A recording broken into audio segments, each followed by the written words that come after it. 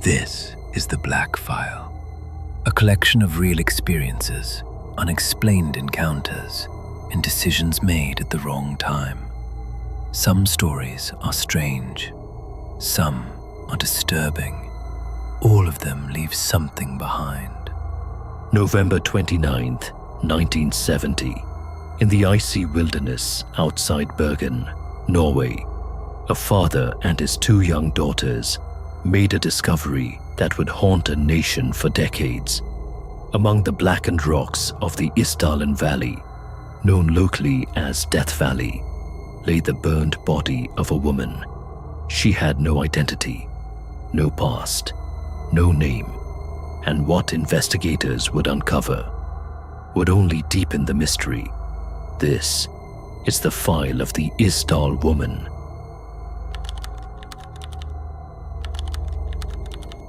On that cold Sunday afternoon, hikers entered the remote valley near Bergen, a city on Norway's western coast. The valley had a reputation. Locals whispered that people went there to die. When authorities arrived, they found a scene unlike any other. The woman's body was badly burned. Her upper torso and face were charred almost beyond recognition. Around her were strange objects. Melted plastic bottles, a broken umbrella, a wristwatch, rubber boots, and traces of gasoline. An autopsy later revealed something disturbing. She had consumed a large amount of sleeping pills, but she had not simply overdosed. Her lungs contained soot, meaning she was still breathing when the fire began. She died from a combination of carbon monoxide poisoning and barbiturate overdose. Was this suicide, or something far more calculated? Three days later, police made a breakthrough. 2 suitcases were discovered at the luggage storage of Bergen railway station. They belonged to the woman. But instead of answers, they found a puzzle. Inside the suitcases were multiple wigs, several pairs of glasses, clothes with all labels removed, notebooks filled with coded writing, foreign currency from multiple countries, a spoon with traces of burnt substance, a postcard never sent.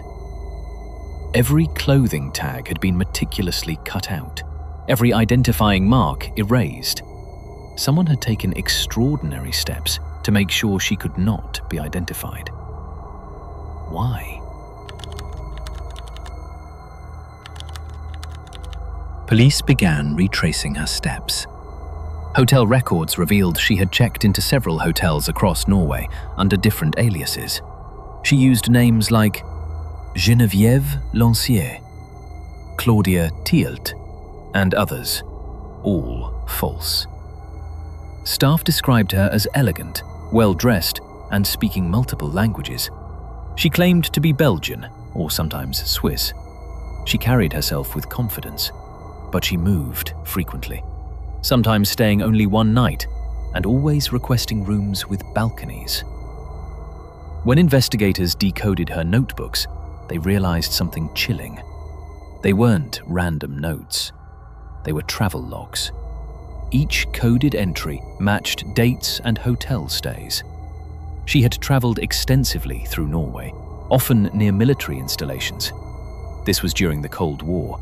Norway was strategically important, and Bergen was home to naval bases.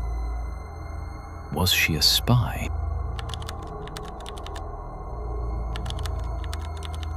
In 1970, Europe was deep in Cold War paranoia. Intelligence agencies operated in silence. Spies moved like ghosts.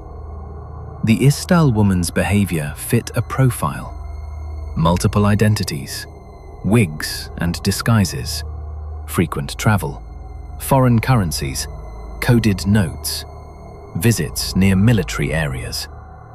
Witnesses later claimed they saw her walking with a man in the valley days before her death. He appeared agitated. She appeared distressed.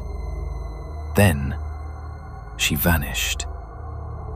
The Norwegian intelligence service quietly entered the case, but many records were sealed, and some disappeared entirely. Was she working for Eastern Bloc intelligence, Western intelligence, or was she something else entirely?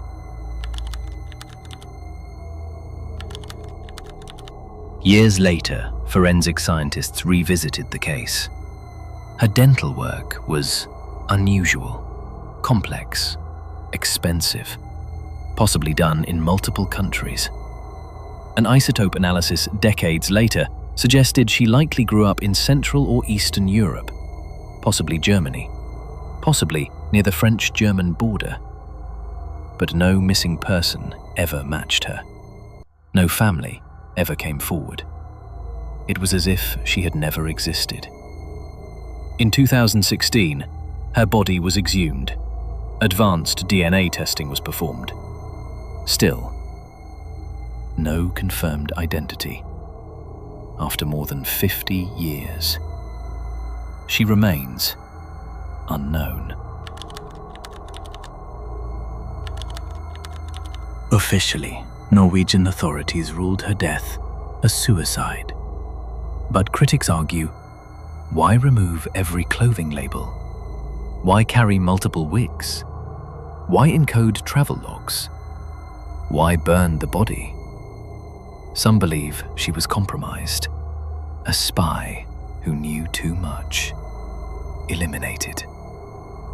Others believe she lived a double life, possibly involved in black market operations, or perhaps she was a woman running from something darker.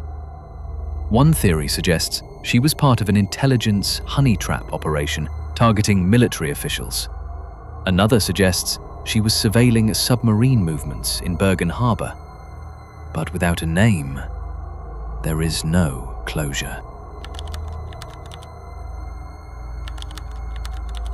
In a world where records are digital, where identities are tracked, where nothing truly disappears, how does someone vanish completely?